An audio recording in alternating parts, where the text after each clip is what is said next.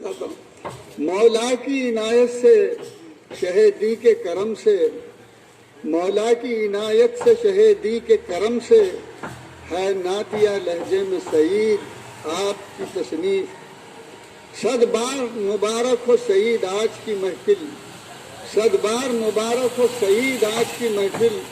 گلزار عقیدت پہ سرکار کی توصیف۔ شکریہ۔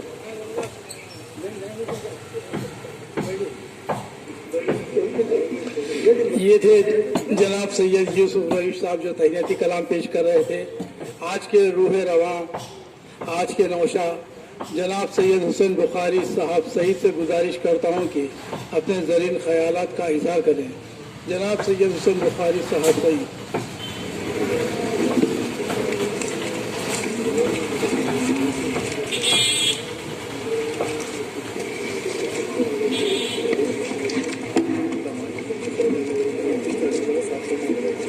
محترم سامعین کرام، السلام علیکم ورحمۃ اللہ وبرکاتہ۔ محترم المقام حضرت پیر مرشد سید محمد سرفراز میاں صاحب قبلہ تشریف اللہ، اور ڈائس پر فرما مہمانان خصوصی اور میرے استاد سخن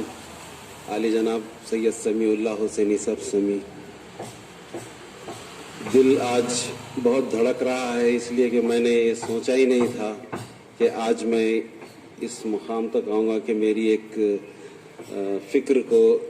شاعری کی شکل میں حمدیہ نعتیہ مجموعہ کلام کو کی اشاعت عمل میں آئے گی، اور اس کی رونمائی حضرت پیر مرشد سید محمد سرفراز میاں صاحب قبلہ تشریف اللہ کے ہاتھوں ہوگی۔ یہ میری خوش نصیبی ہے کہ آج یہ دن مجھے ملا۔ یوں تو انسان کے احساسات اور جذبات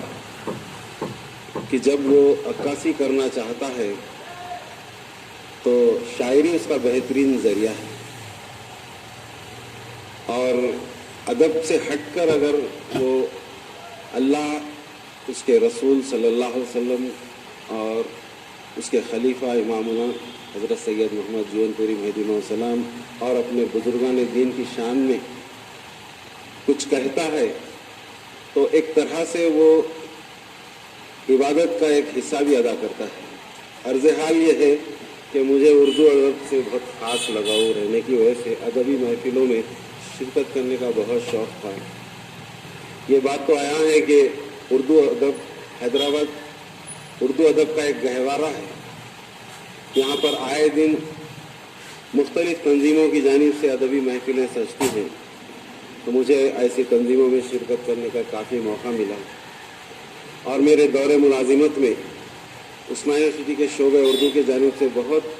پروگرام مرتب کیے جاتے تھے، اس میں بھی مجھے شریک ہونے کا موقع ملا۔ اس کے علاوہ قوم مہدویہ میں اور مختلف تنظیموں کی جانب سے جیسے مرکزی انجمن مہدویہ ہے، تنظیم مہدویہ ہے، نوجوانوں میں تنظیم مہدویہ ہے، اور ہمارے جان نثاران مہدی ان کی کمیٹی ہے، یہ سب جلسے کراتی ہے، تو اس میں بھی مجھے موقع ملا۔ تو میں نے یہ چیز کو جب دیکھا تو دل میں یہ آیا کہ میں بھی جو ہے سو کچھ نہ کچھ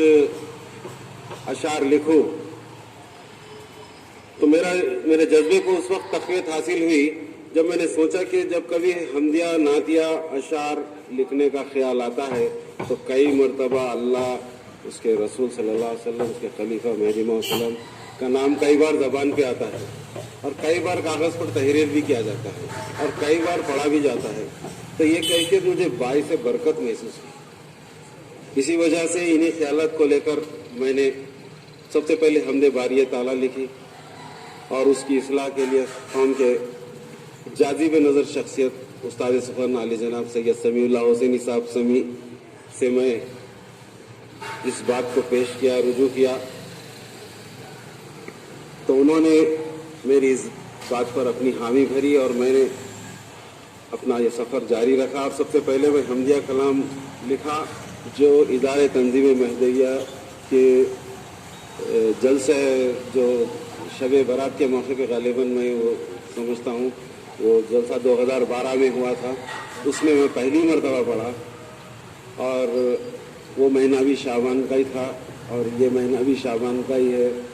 जिसमें मेरी किताब की रस्म इजरा हो रही है। मेरा पहला हमदिया कलाम था और वो मेरे पहले हमदिया कलाम के मैं 3 अशार पढ़ता हूँ, जिसका मतलब यूँ है कि हर मुसलमान की तकदीर जगा दे या रब, आदमी से हमें इंसान बना दे या रब।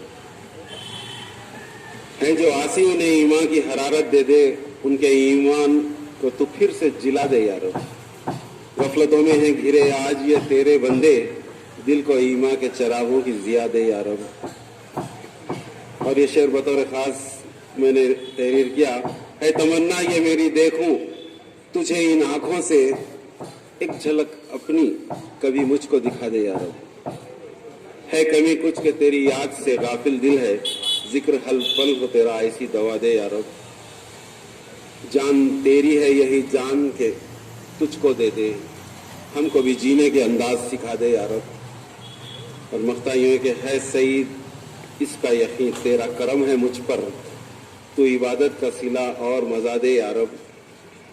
बहरहाल मैं अपनी इस अर्ज हाल को मुख्तसर करते हुए उस्ताद सुखन आली जनाब सैयद समीउल्लाह हुसैनी समी साहब का मैं तहे दिल से शुक्रिया अदा करता हूँ कि उन्होंने मेरी मशक़ सुखन में मेरा भरपूर साथ दिया। उनका हमेशा से